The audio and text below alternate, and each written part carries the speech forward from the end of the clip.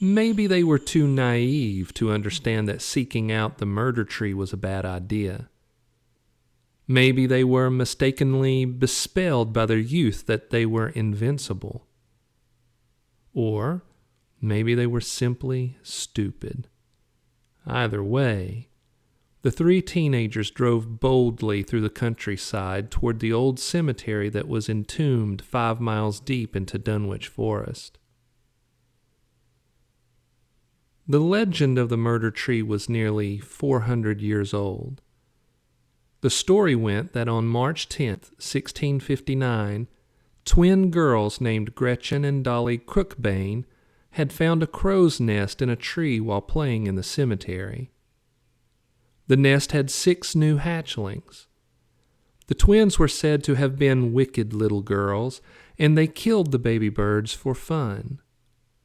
That night, the girls disappeared from their home, and the next day, their skins were found hanging from the branches of the very tree that had held the crow's nest. It was widely believed that the mother crow had murdered the 2 girls in revenge for what they had done to her babies. The residents had begun calling the tree the murder tree, and that had stuck. Most people disregarded the story as nothing more than folklore, but others, like Calvin, Peyton, and Autumn, believed that the story was at least partially true. Calvin was in the driver's seat of the 1980 Bronco, carefully navigating the winding country road. He was 16, thin, and wore black-framed glasses. "Nevermore has 8 cemeteries," he said. "Tell me again why you think the murder tree is in this one?" Autumn was in the front passenger seat. She too was 16, and her blonde hair fell to her shoulders in 2 braids.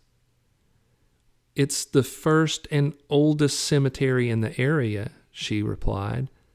"And it's full of huge oak trees, so it kind of makes sense that we'd start our search there." Peyton sat in the back. She was only 15 and Calvin's cousin. She leaned forward between Calvin and Autumn. "So, Allison Bradford and her twin sister Amber went missing from town yesterday, and you think that it has something to do with the murder tree. Why?" Autumn turned in her seat to look at Peyton. "Okay, you already know the story of Gretchen and Dolly Crookbane, the twins that went missing in 1659, but my research shows that there were 2 more twin girls went missing on the same day in 1837. They were named Agatha and Jolene Barnum. The next day, their skins were found hanging from the same tree." Peyton looked both shocked and skeptical. "Well, I've never heard that part of the story. Why isn't that part of the legend?" Autumn shrugged. "Who knows? Stories evolve. Sometimes they gain erroneous information, and sometimes they lose facts." Calvin was bookish, a math whiz, but not weak like most nerds. He was lean and strong. He quickly did the math in his head. Wait, if that's right, Agatha's and Jolene's murders happened 187 years after Gretchen and Dolly's. And today is exactly 187 years since Agatha's and Jolene's. Peyton's eyes shot wide. "Autumn, what the heck, girl?" Autumn rolled her eyes. "Relax. You literally told me that you don't believe in the murder tree anyway. You said it was all a bunch of hokum." "When we talked about this earlier, you didn't tell me that it looked like a pattern," Peyton said. "This kind of thing seems like a curse. You got to keep in mind, black girls like me don't mess around with the supernatural like you crazy blonde girls do." Autumn narrowed her eyes at her best friend as if she were offended, but she couldn't stop her smile. "Well, that's a bit racist to say." Peyton laughed. No, it's not. I said nothing about the color of your skin, only the color of your hair, and everybody knows that blondes be a bit cray. Touché, Autumn said. Blondes do have a reputation for being a bit whack, but here's the thing. I do think that the murder tree exists and that it's in this cemetery that we're headed toward. I do think that maybe it has something to do with Allison's and Amber's disappearance yesterday. There's a lot of people looking for them right now, but nobody is looking at their disappearance from a paranormal angle. Besides, you're a skeptic. What are you so worked up about? Peyton shook her head. Even skeptics are smart enough not to tempt fate. I agree that we shouldn't tempt fate, Calvin said. But I'm also devoted to reason. Everything has a rational explanation. Therefore, I don't think there is anything that we need to worry about. Okay then, Mr. Logic, Peyton replied. Although I may be a skeptic, I'm still open to the supernatural. How do you explain the pattern? Easy, Calvin said. It could be that the Crooksbane sisters were murdered by a settler gone mad, and that the Barnum sisters fell victim to a copycat murderer all those years ago. But that doesn't mean it was a curse or anything supernatural. Peyton wasn't convinced. What about the Bradford sisters? Twins gone missing on the anniversary of the first two murders, who just happened to have been of twins? That doesn't mean it's paranormal, Calvin shot back, only that it's either a coincidence or another copycat killer. They all rode in silence, reflecting on what Calvin had said, uncomfortable at his analysis, but also excited at the idea of adventure. The road was winding and took them deeper into the forest. Eventually, they arrived at a one-lane road that veered off from the county road. The cemetery is down this road, Autumn said. It sits behind an old church. Both were first in the area. The cemetery is still used to this day, but not the church. Though no services are held there, the town ensures its upkeep. You don't believe the stories that the church is haunted, do you? Calvin asked. Autumn shrugged. Not really sure I believe in that kind of stuff, but I do love a good scary story. And so do the both of you. That's why I thought it would be fun to come and see. If nothing else, maybe we can at least find the murder tree and prove it is more than a legend. Wouldn't that be cool? Calvin nodded. Yeah, it would. He turned off the county road and drove down the lane, eventually arriving at a small graveled lot next to the old church. He parked and they got out of the Bronco and took in the scene. The day had turned overcast and gray, muting the fiery colors of the fall foliage. A chilly breeze resurrected the fallen leaves, causing them to skitter around their feet like reanimated spiders. The stone church loomed over them, and the gravestones seemed to spread out forever before them. This isn't ominous at all, Calvin said. Peyton cast a sideways look at him. You feel that? Calvin and Autumn nodded. There's a strange energy here, Peyton said, and it's too quiet, almost crypt-like. Calvin rolled his eyes. Don't be so dramatic. And I just thought of something, Peyton added.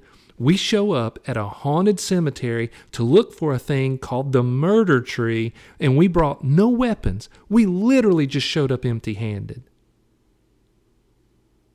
The weight of that observation settled over them like a burial shroud. After a moment, Autumn urged them on. We better get started.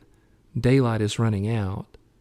She took off around the back of the church and into the sprawling cemetery. There are a lot of trees in this graveyard. Let's spread out. Remember, the legend goes that on the anniversary of the first murders, the tree is supposed to have had a heartbeat. Missing girls, trees with heartbeats, Peyton said. I can't believe I agreed to do this. They spread out, Autumn in the middle, Calvin to her left, Peyton to her right. There were hundreds of gravestones, dozens of mausoleums, but there seemed to be uncountable trees. They slowly made their way, working toward the center of the cemetery. As they came upon a tree, one of them would put their ear against it and listen. If there was no heartbeat, they would move along to the next tree. This is stupid, Calvin said. I'm listening for a heartbeat in a tree, and I don't even believe in this kind of stuff. Amanda rolled her eyes and urged him forward. After an hour had passed with no result, Autumn called them over. It's 4:00. Sunset is around 6. That gives us only 2 hours to find it. I hope we get lucky soon. Peyton glanced around the graveyard.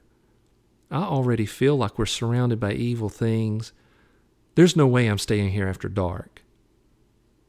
Calvin turned slowly, looking all around them. This is ridiculous. There are too many trees.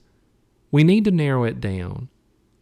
I'm open for suggestions, Autumn said, brushing away a strand of blonde hair from her forehead. Calvin continued to turn, taking in every tree within sight. Maybe this wasn't the center 400 years ago, he said. What do you mean? Peyton asked. Calvin pointed toward the direction they had come. Just over that hill is the church. We have walked in a straight line from the back of it. Yes, Autumn said. So? The graveyard has grown over the centuries, Calvin explained. What would have been the center 400 years ago may not be the center now, depending on which direction the new graves were added. Autumn's eyes widened in revelation. Duh, that makes complete sense. So, what we need to do is start looking for the oldest gravestones, then try to calculate the center from there. Calvin surveyed the land around them. After a moment, he stepped toward a group of smaller gravestones that were hard to read due to the exposure to time and the elements.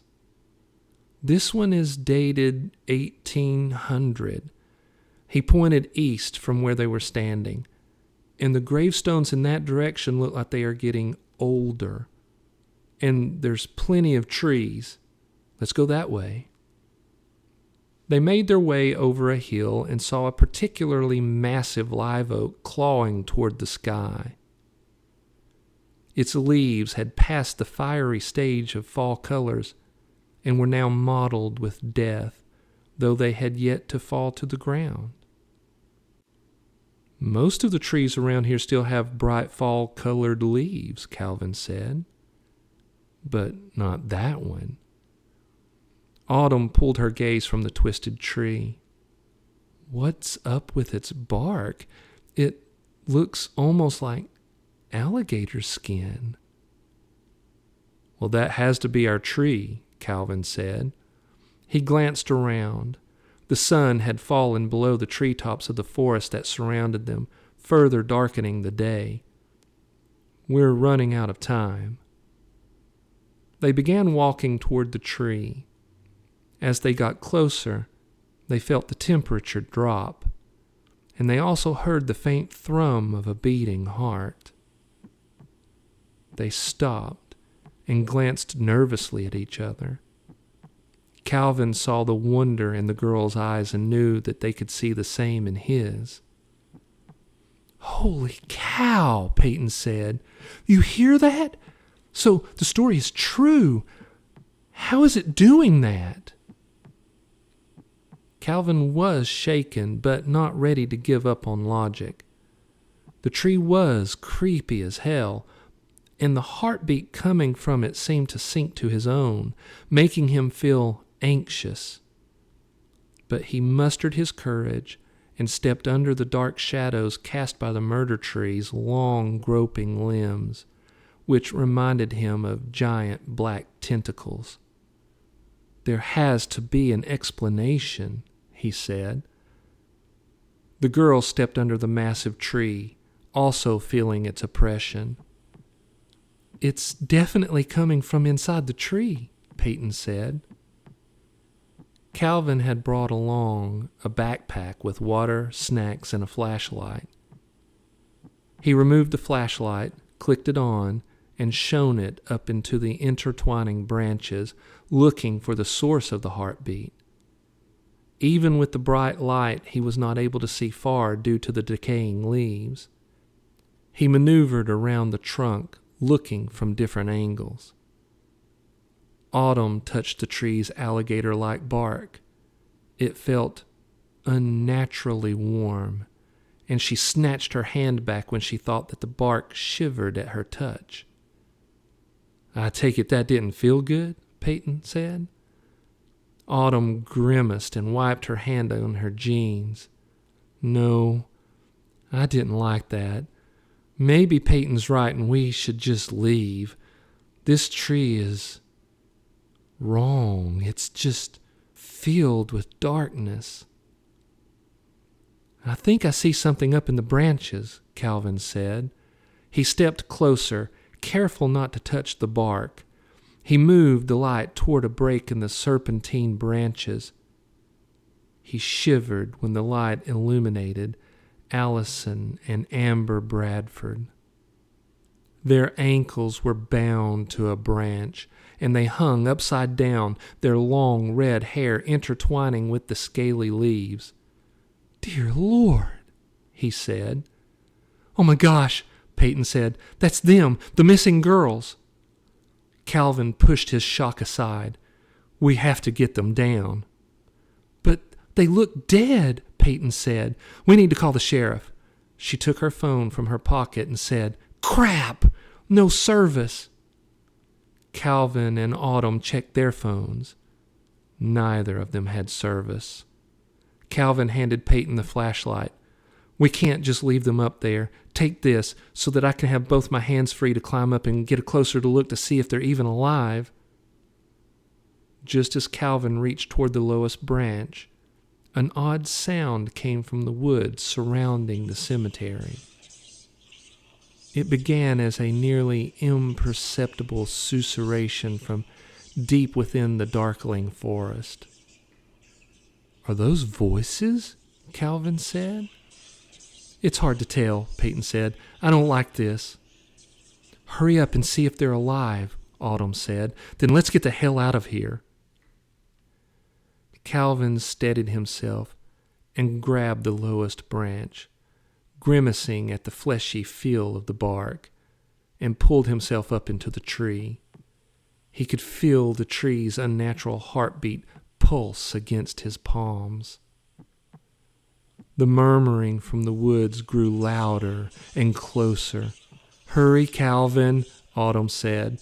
She glanced over at Peyton, who was trying to stay focused on making sure Calvin had enough light to see, though she continuously glanced toward the voices in the forest. The sun was fully behind the towering trees that encircled them, and the lengthening shadows slithered across the graveyard. Suddenly, from the forest burst forth a vast black shape, flying 30 feet above the ground. It headed directly toward them with incredible speed. For a moment, Autumn wasn't sure what it was she was seeing. Then, as the shape flew closer, she realized that it was a massive flock of crows. Her stomach clenched when she remembered that a group of crows was called a murder. The murder flew at them like a 1,000-winged nightmare creature, all flapping out of sync yet with a haunting cadence, as if they were keeping time with some demonic beat. And every single crow was whispering the same word in hateful unison: revenge. "Guys," Autumn said, "what is that?" Peyton glanced over her shoulder and her eyes shot wide. "Oh, crap!" The murder darted low directly at them. As it flew around them, they could feel the temperature drop 10 more degrees, felt the air buffeted around them from the beating of the wings, and heard its promise stated over and over. Revenge. Peyton threw up her hands as one of the crows broke free from the mass and swooped down at her, clearly trying to pull her attention from shining the light for Calvin. As she threw up her hands, the beam from the flashlight shot up into the black mass of crows. Where the light touched them, the crows squawked in anger, and the mass parted, as if it were the parting of the river Styx. "Do that again!" Autumn shouted.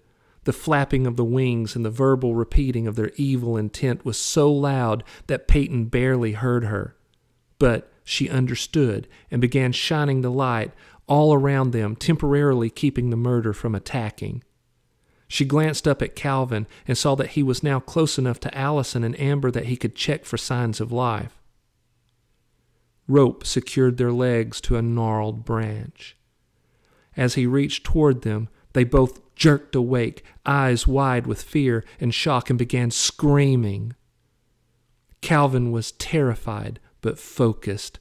He began speaking soothingly to them, trying to calm them as he began working at the knots of rope. He momentarily forgot that he had a pocket knife. He grabbed it and cut the terrified girls free. They scrambled down the tree, hit the ground, and all 5 of them began running back toward the Bronco. The murder attacked. Peyton dropped the flashlight. It rolled out of reach. The mass of crows swooped down upon them, clawing, scratching, pecking. Within seconds, they were all bruised and bleeding from a dozen small cuts. Suddenly, the murder swarmed Amber, completely obscuring her. Her screams began with terror and ended in a pain-filled shriek. The murder parted, leaving Amber standing before the others.